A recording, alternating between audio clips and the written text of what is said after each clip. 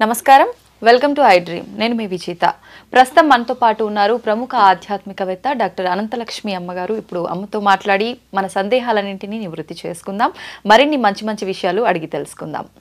అమ్మ నమస్కారం. అమ్మ నమస్తే అమ్మ.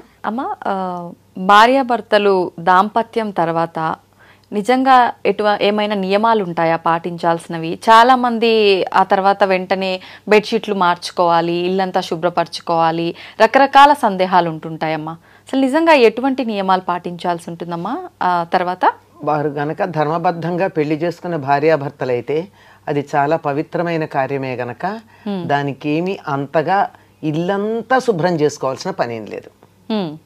ఒకటి మంచి పనే కదా, రాబోయే తరాలని తయారు చేసేటటువంటి ఒక పవిత్రమైనటువంటి కార్యం అది.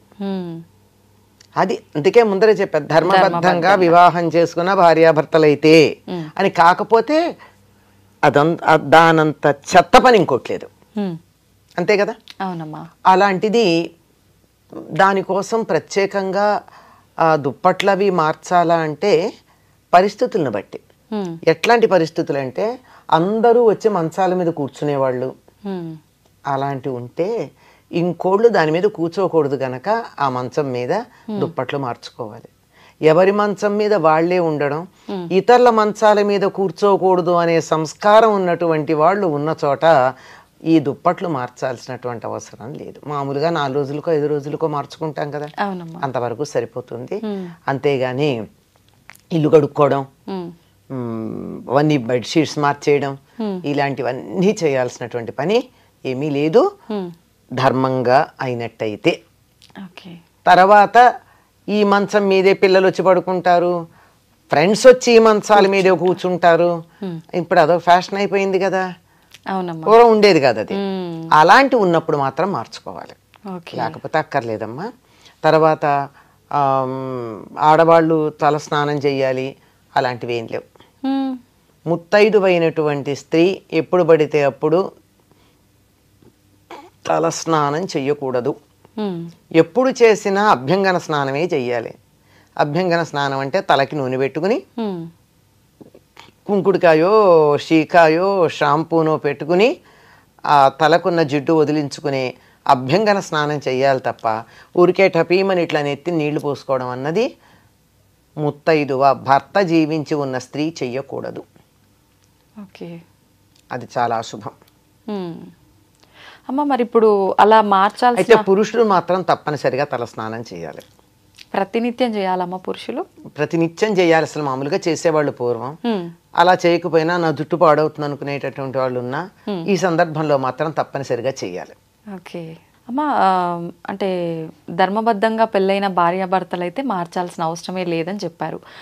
ప్రతినిత్యం ఇంట్లో దీపారాధన చేసే అలవాటు ఉన్న వాళ్ళు ఉంటారు.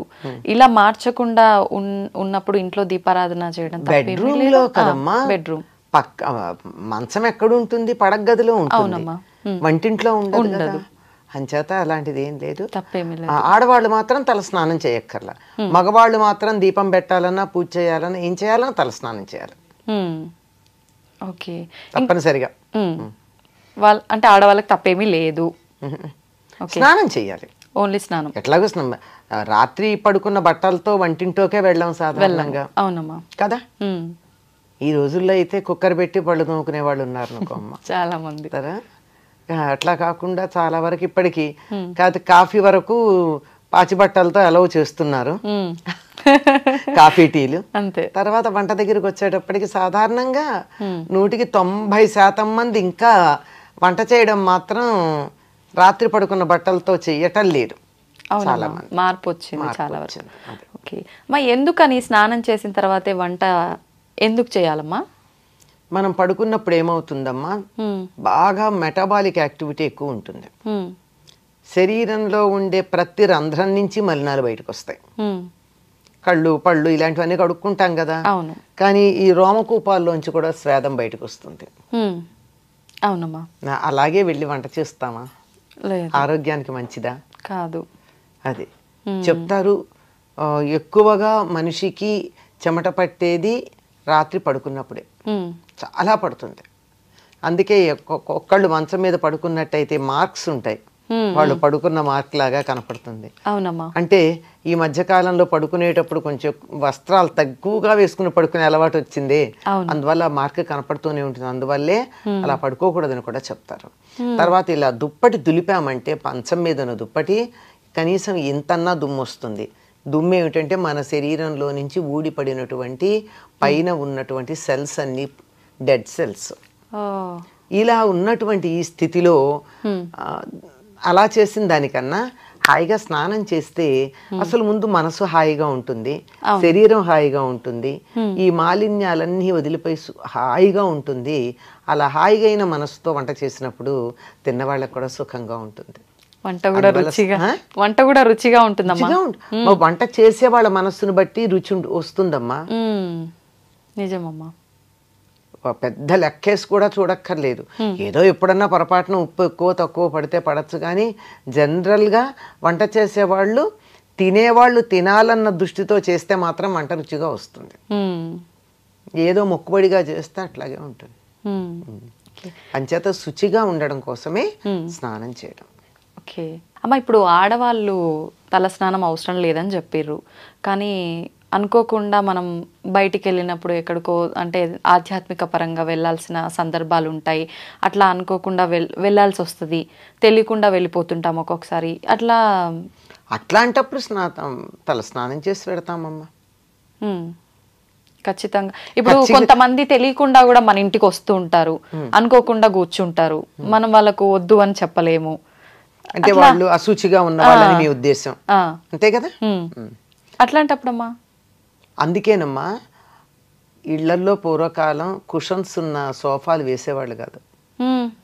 కొయ్య కుర్చీలకి ఏం తప్పే ఉంది, ప్లాస్టిక్ వచ్చి పెడతారు, అంతే అయిపోతుంది. ప్లాస్టిక్ చెక్కకి వీటికి తప్పు ఉండదా అమ్మా? దే ఆర్ నాట్ కండక్టర్స్ కదా.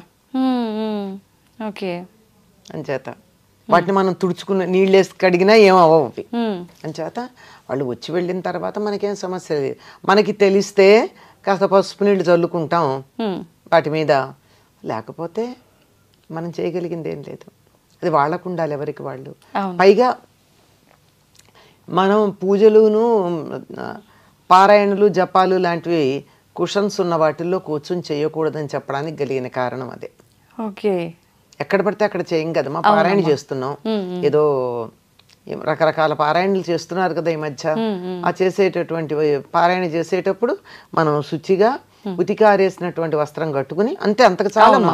మడి అంటే పూర్వకాలం లాగా తడి బట్టలతో ఆరేసుకుని తడి బట్టతో వెయిట్ చేసి అది ఎండాక తెచ్చుకుని కట్టుకుని అట్లా అక్కర్లేదు. మనం ఆరేసుకున్నటువంటి చక్కగా శుచిగా ఉతికి ఆరేసుకున్నటువంటి వస్త్రం కట్టుకుని చేసుకోవచ్చు. అలా చేసుకునేటప్పుడు కుషన్స్ ఉన్న చోట కాకుండా కొయ్య కుర్చీలు వాటిల్లో కూర్చొని చేసుకుంటే మంచిది. నేల మీద ఒక చాపో ఏదో వస్త్రం వేసుకుంటే బెటర్ కదమ్మా. ఇంకా అది బెటర్. అంటే కూర్చోలేరేమని భయానికి చెప్తున్నా. నేనైతే పీట మీద సౌకర్యం కల్పిస్తున్నారు. నేను పీట మీద కూర్చొని చేసుకుంటా పూజ గాని పారాయణలు గాని. కూర్చోగలిగితే దానంత ఉత్తమం లేదు. పైగా అలా కూర్చున్నట్టయితే బాస్పెట్టేసి కూర్చున్నట్టయితే ఆరోగ్యానికి కూడా మంచిది. సంతోషం అమ్మా. నిజంగా అసలు ఎలా అడగాలి ఈ క్వశ్చన్ అని కూడా ఆలోచించాను. నిజంగా రావాల్సిన ఇన్ఫర్మేషన్ అయితే అంత వచ్చేసిందమ్మా. ధన్యవాదాలు. నమస్తే అమ్మా.